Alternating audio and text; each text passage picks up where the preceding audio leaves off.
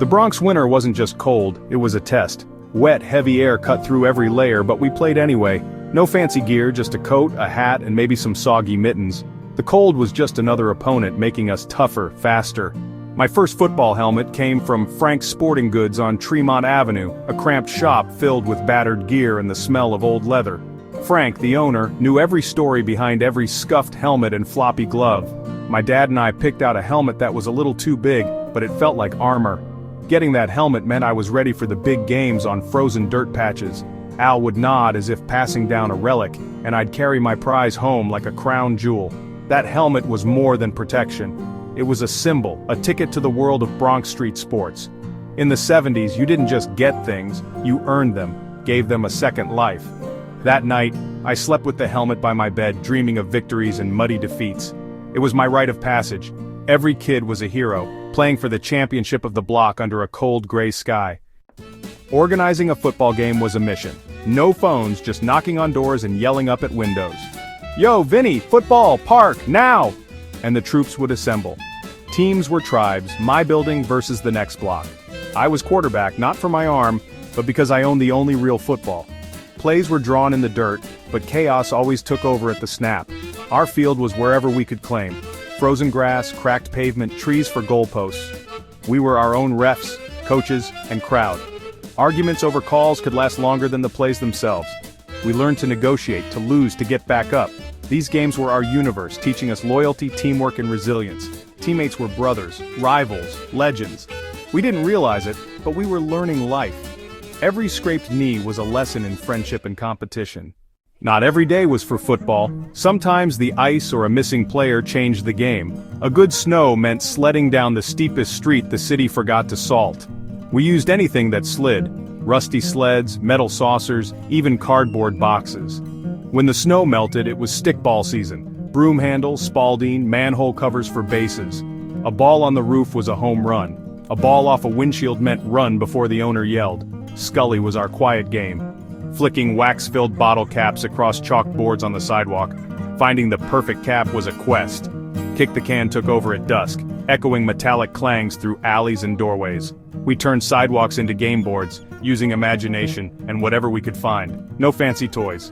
Just the city, our friends, and endless creativity. The neighborhood was our playground. Summer in the Bronx was baseball, sweat, and the sizzle of asphalt. We played pickup games in dusty parks, choosing teams by climbing up a bat. The crack of the bat and the smell of hot dogs defined the season. But the real heart of summer was the candy store, a cool, sweet-smelling haven run by folks who knew every kid. For a quarter, you could buy a king's ransom in treats, bazooka gum, bottle caps, candy cigarettes. We'd sit on the stoop, trading sweets and stories, planning the next game. Baseball, candy, and laughter fueled our days. When it got too hot, we'd open a fire hydrant, turning the street into our own pool. We'd run through the spray until sirens sent us scattering. As the sun set, we'd squeeze in one last game, the city glowing orange and purple. Summer was freedom, friendship, and endless play. Our curfew was simple. Be home when the streetlights flickered on. Moms called from windows, voices echoing across the block. Inside, the world shrank to a handful of TV channels, fuzzy pictures, and clunky dials. Saturday mornings were sacred. Bugs Bunny, Scooby-Doo, and Schoolhouse Rock. Cartoons were our shared language, bonding us as tightly as any game. Families watched TV together, gathering for shows like The Brady Bunch. But even with the TV on, the real world called from outside. The laughter, the cars, the city's heartbeat. Television was a treat, but the streets were our stage. We lived for the moments between the streetlights coming on and the last cartoon fading out. The city outside was always more exciting than anything on the screen. Our real lives happened out there, under the glow of the Bronx night. That's where the stories were made. The Bronx streets were alive with the rumble of muscle cars. Fords, Chevys, GTOs, each with its own story. The older guys tuned engines, music blasted from boomboxes, and the air mixed exhaust with garlic and tomato sauce. Every block had its characters. The sidewalk sweeper, the racing form guy, the mailman who knew everyone. It was a noisy, vibrant tapestry, sometimes tough, always alive. Gangs were real, and you learned which streets to avoid, but you also learned to stick together. The neighborhood taught us street smarts and resilience. We were raised by the block, independent but never alone. Friendship was our lifeline. The spirit of the Bronx was in every scraped knee and shared secret.